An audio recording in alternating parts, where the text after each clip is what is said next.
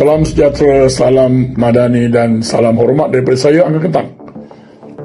Kita lihat banjir akan berlaku tak lama lagi ataupun mungkin tak berlaku. Saya amat prihatin pasal PPS.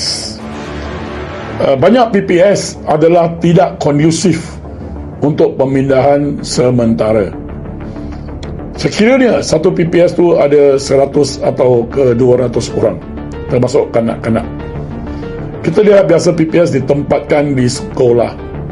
Dan di sekolah-sekolah ini adalah tandas biasa dan tiada bilik mandi. Jadi dalam keadaan pemindahan tertekan emosi, saya berharap sekiranya pada bajet yang akan datang, kerajaan harus memikirkan atau orang kata dah targeted PPS. Targeted PPS, kita buat tandas yang duduk. Ramai orang tua di kawasan PPS dan mereka tidak lagi mampu cangkung untuk berak. Mereka mampu duduk.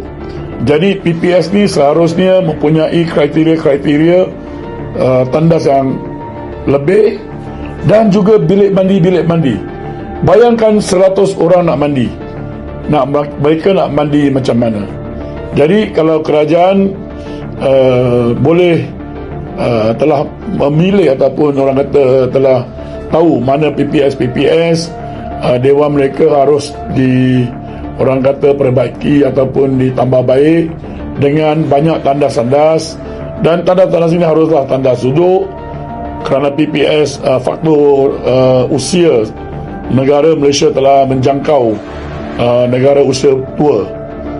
Jadi yang penting tandas di PPS tu tambahkan tandas duduk, tambahkan bilik mandi. Kalau 100 orang nak mandi, kalau saya rasa macam kesian, dah jatuh ditimpa tangga. Jadi siapa yang mengendalikan PPS, yang mengendalikan bencana, mengendalikan portfolio kebajikan, maka saya haraplah perkara ini dapat diambil kira dan kita sama-sama membina Malaysia yang awesome, yang baik dan yang berprihatin. Terima kasih Kerajaan Madani. Thank you.